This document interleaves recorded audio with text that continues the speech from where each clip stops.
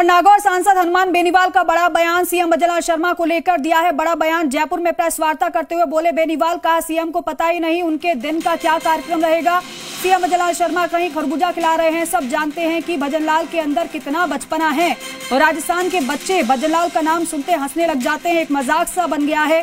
आप किसी बच्चे को पूछ लो कि आप भजनलाल बनोगे तो बोलेगा नहीं, मैं भजनलाल नहीं बनूंगा, कुछ और बनूंगा।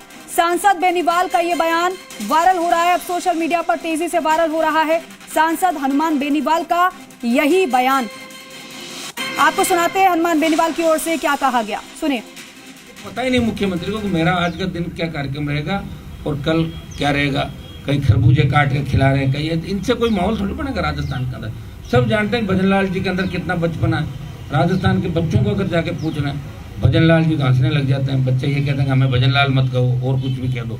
ये मजाक एक राजस्थान के अंदर बन चुका है। आप अगर नहीं मानो तो मीडिया वाले के इस बात को मजाक कहते हैं, हनुमान जी ने मजाक कर दी। आप पूछ लो रोड चलते बच्चे को कि आप भजनलाल बनोगे, बोल मैं भजनलाल नहीं बनूंगा और कुछ बनूंगा।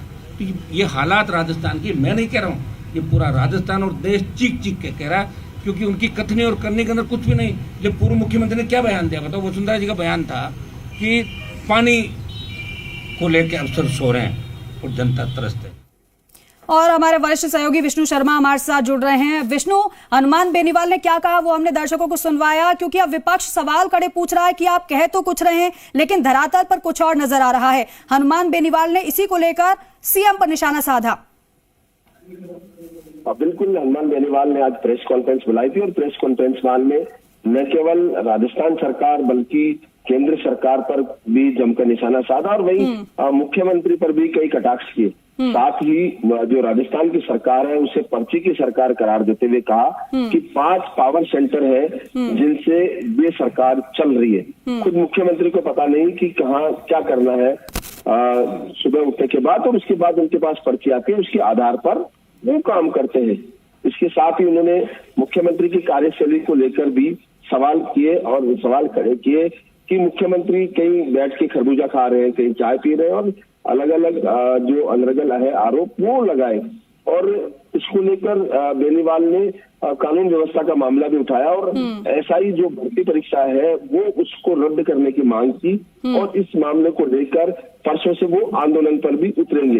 एक जो संघर्ष समिति बनाई है उसके साथ धरने पर बैठेंगे और उसके बाद आंदोलन पर इस मामले को लेकर उतरेंगे।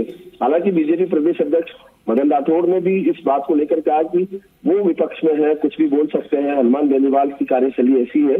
ये दूसरी बात है। लेकिन धरातल पर जो पूर्व मुख्यमंत्री वसुंधरा जी ने जो सवाल उठाए थे उनको लेकर भी उन्होंने जिक्र किया हनुमान बेनीवाल ने। तो कुल मिला के सरकार पर यहाँ निशाना साधा उन्होंने हनुमान बेनीवाल ने।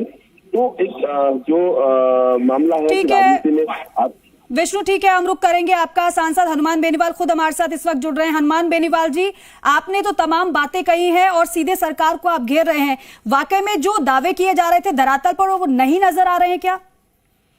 ये बिल्कुल सही है। भजनलाल सरकार पूरी तरीके से विफल है और कांग्रेस और बीजेपी मिलकर राजस्थान में राज चला रहे हैं। कांग्रेस पार्टी नौटंकी कर रही है। 1.25 साल के अंदर कांग्रेस ने कोई धरना आंदोलन नहीं किया राजस्थान के अंदर।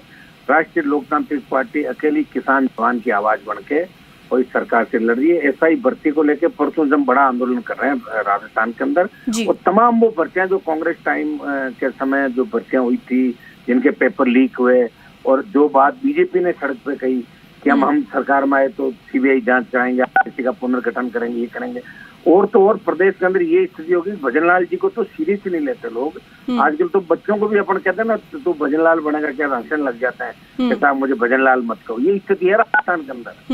लोग बिल्कुल बुरे दौर से गुजर रहे हैं। हमें तो कई बार खुद को शर्मिंदगी महसूस होती है कि हम राजस्थान में क्यों आए।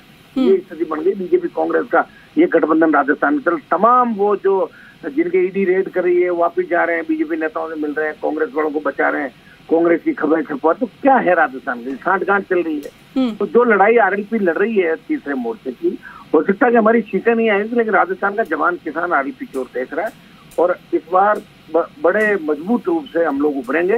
और ये तमाम जो भर्तियां हैं जो जिनको मदद भजनलाल सरकार कर रही है, कांग्रेस के नेता कर रहे हैं, जिस तरह कांग्रेस के नेताओं को बचाया जा रहा है, जिस तरह बीजेपी के और लोगों को कई लोगों को टारगेट किया जा रहा है, अच्छे लोगों को, जिस तरह हमारे जैसे लोग जो लड़ाई लड़ रहे जी। हैं उनको दूसरे तरीके से टारगेट किया जाए। तो इन सब बातों को लेके कहीं न कहीं राजस्थान की जनता के मन के अंदर गुस्सा है और सर्व समाज इस सरकार से बिल्कुल ये तंग आ गया राजस्थान की सरकार से। आखिर इस सरकार को चला कौन रहा है?